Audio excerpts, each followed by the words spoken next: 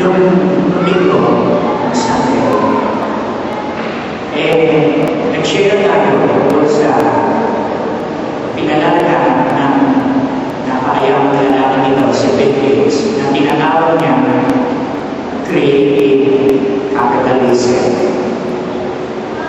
Sinabi ko sa inyo last Sunday, yung creative ay adjective yun. Ang ibig sabihin ay may imagination, marunong na lumikha, mag-isip ng mga bago at di pagkakaiwang mga bagay. Yung capitalism o kapitalista, ito'y sistema ng pamumuhayan. It is an economic system. Dati-dati ay adyaw ang mga bansang komunista sa kapitalista ng mga bansa ng Amerika, Canada, Australia, and Philippines. Ang capitalism ay sistema ng pamumuhay na kahit sino ay librang magkaroon ng ari-arian. Kahit sino librang magkaroon ng ari-arian, magnegosyo at maghanap buhay. Tinatawag itong capitalism. At napatunayan ay hindi perfect, hindi sakdap itong sistema ito ng pamumuhay. Itong sistema ng pamumuhay nito nagsimula sa Biblia. Makikita natin sa Israel, merong 12 tribo nang ibigay na sa kanila ng Diyos yung lupang pangako. Bawat tribo ay may kanya-kanya parte. Kanila yun. May boundary, pag-aari nila yun ng tribo. At pagkatapos, yung tribo, individual, may kanya-kanya pag-aari. Isa lang ang tribo na walang pag-aari, yun ay ang tribo ni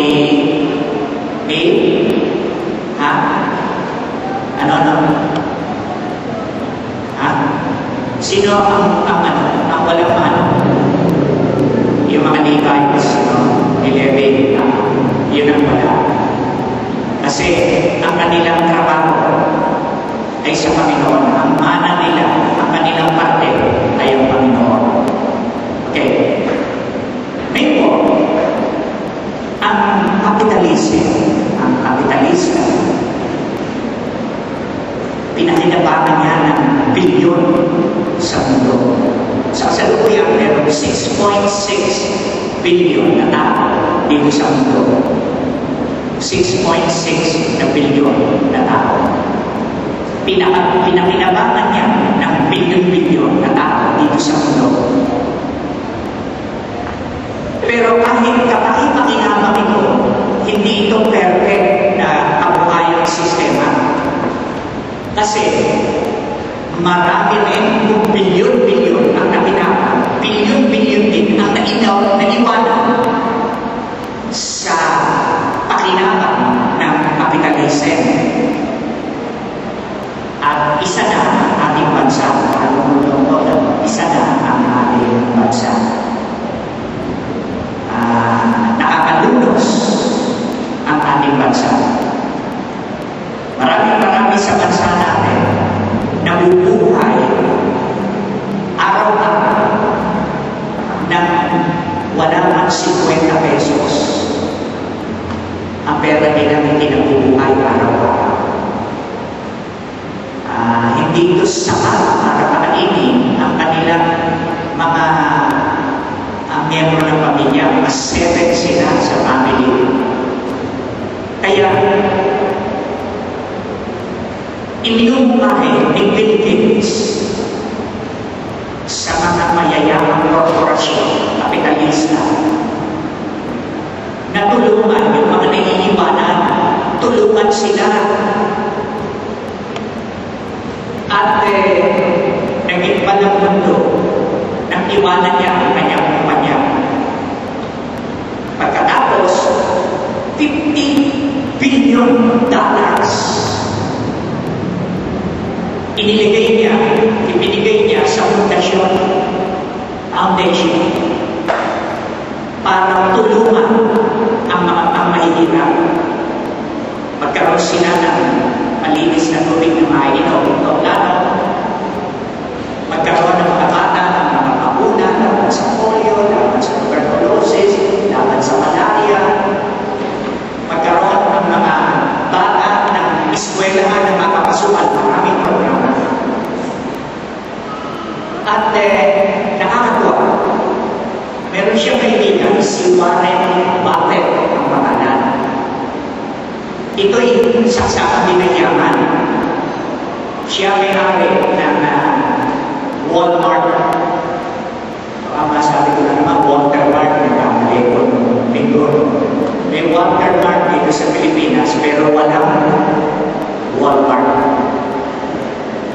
Si Cathy, nakita na niya kung gano'ng kalalaki ang supermarket ng Walmart. Nakita na niya. Kapag ang isang tulog na lugar sa Amerika ay tinayuan ng isang Walmart, makakaasa yung lugar na yan ay magbubong.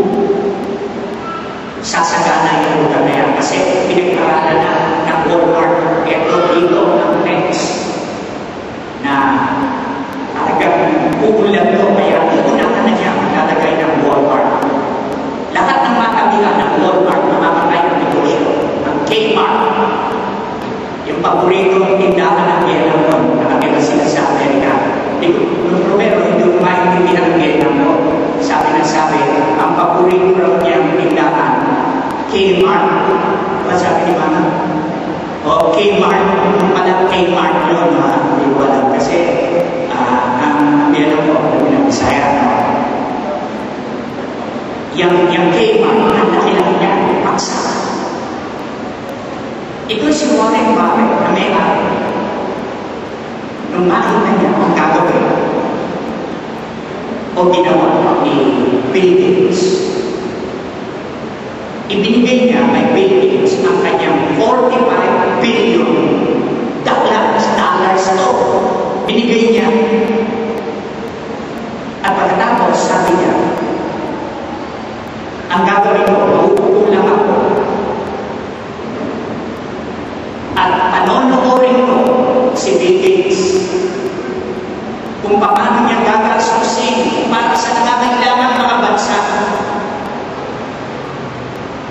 Itong $45 billion na binigay ko sa kanya. At sabi niya, sa wikang Ingles, I will enjoy watching Bill Gates spend $45 billion. Tingnan ninyo naman. Tama ang bilyan. Kung gusto mong enjoyin ang pera mo, kay bilyon ito, o piso, mag-i-enjoy mo pagka ibinigay mo sa kapwa-tao, pagka ibinulong mo sa kapwa-tao. Nagdadaan kami niya, binigod kami sa island ko, ito, sa Boracay na tinatawag. Merong parte ron na sira ang alien. May mga tao na hindi magaganda. So, wala, ewan ko kung ating yun o ano, nagdidilig sila. Tapos, meron silang dalang tao nang hihingi ng pera.